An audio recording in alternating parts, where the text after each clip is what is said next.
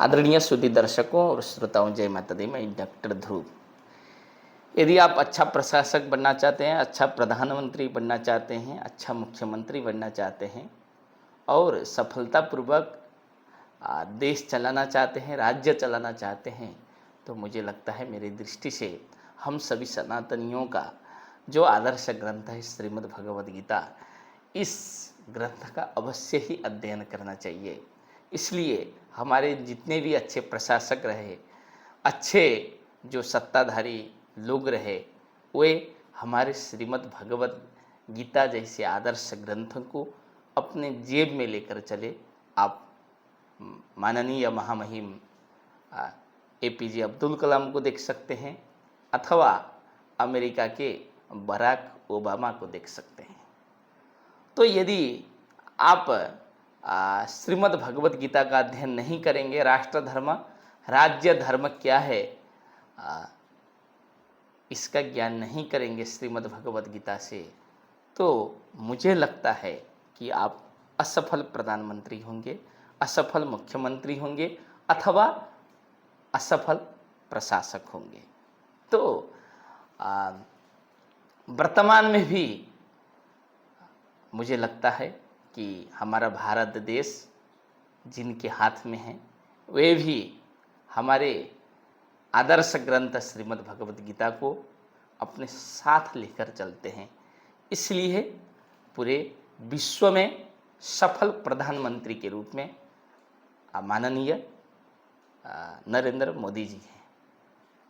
तो आज मेरे एक दिमाग में आया और मैं थोड़ा सा नरेंद्र मोदी जी के गुणों का आकलन किया, तो श्रीमद् भगवत गीता की दृष्टि से उनको स्थित प्रज्ञ पुरुष कहना चाहिए। अर्थात हमारे गौरव, हमारे आदरणीय माननीय नरेंद्र मोदी जी जो भारत देश के प्रधानमंत्री हैं, वे श्रीमद् भगवत गीता के अनुसार स्थित प्रज्ञ पुरुष हैं।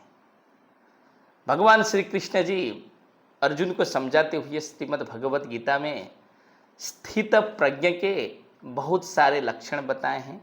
उनमें से एक लक्षण मैं आप सभी के सामने प्रस्तुत कर रहा हूं, सुन लीजिए। दुखेष्वनुद विघ्नमनाः सुखेषु विगतस्प्रियः वीतराग भयक्रोधः स्थितधीर मुनिरुच्यते। अगर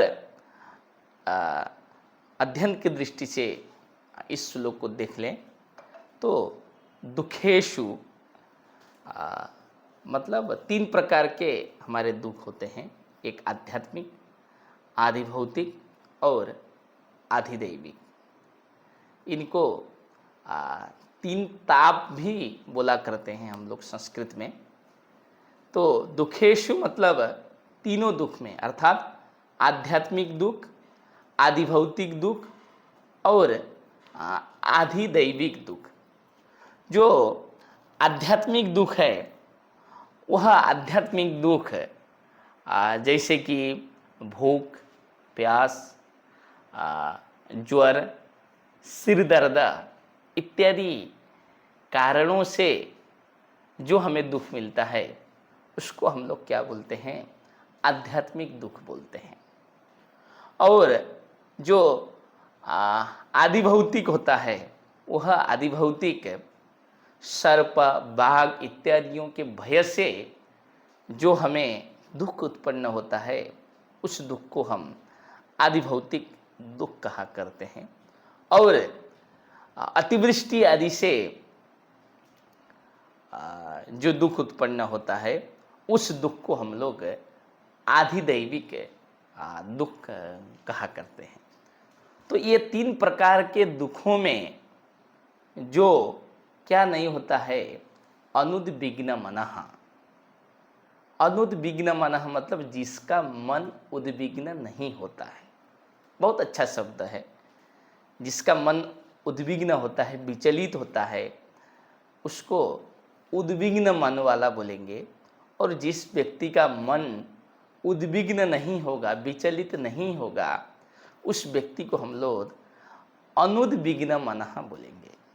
अर्थात जो स्थित प्रज्ञ होता है वह कभी भी आध्यात्मिक, आधिभौतिक और आधिदैविक जैसे दुखों से कभी भी उद्विग्न नहीं होता है। और सुखेषु विगतस्प्रियः, ठीक है, ये तो दुखों का हो गया। अब सुख में क्या है, ये नहीं कि आपको किन्हीं कारणों से आपको सुख मिला, मान सम्मान मिला तो उसमें आप बहुत प्रसन्न हुए, ऐसा भी नहीं है। उसमें क्या होता है, जो स्थित प्रज्ञ पुरुष होता है वह विगत स्प्रिय होता है, अर्थात स्प्रियाहीन होता है। उसमें प्रसन्नता नहीं दिखाई देती है उस व्यक्ति में। ठीक, तो दो चीज हो गया, एक दुखेषु अनुद्विग्न मनाः और एक हो गया सुखेषु विगत स्प्रियः। इस श्लोक की दूसरी पंक्ति है, वीतराग भय क्रोधः स्थितधीर मुनिरुच्यते।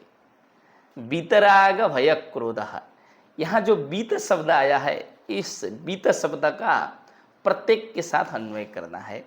वीतरागः, बीत भयः और बीत क्रोधः। बीतराग मतलब अपने सगे संबंधियों के प्रति कोई राग नहीं है, अनुराग नहीं है, अनुराग रहित है, अनुराग शून्य है।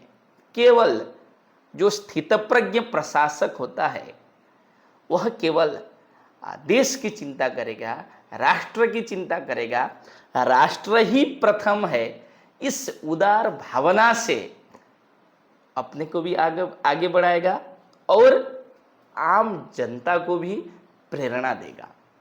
इसलिए बीतराग होना चाहिए अच्छे प्रशासक को, बीत भय होना चाहिए, कभी भी दुश्मनों से डरना नहीं चाहिए।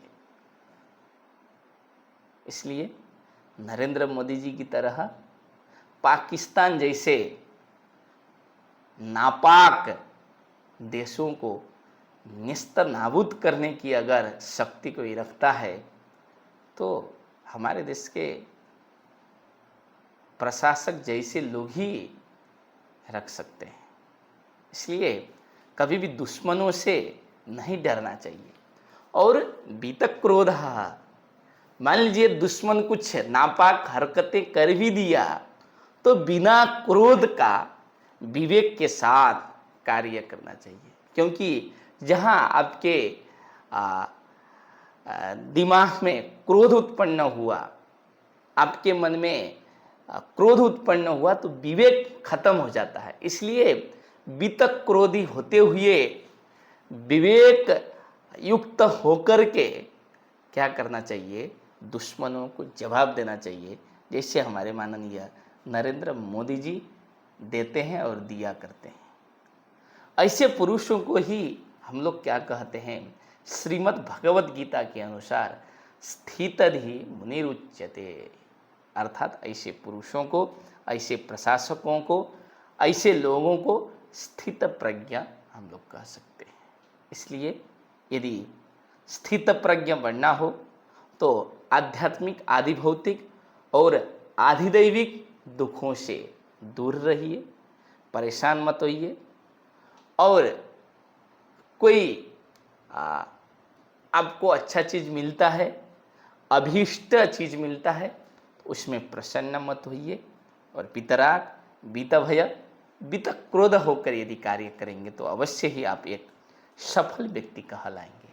यही भगवान श्री कृष्ण जी भगवत अर्जुन को उपदेश देते हैं।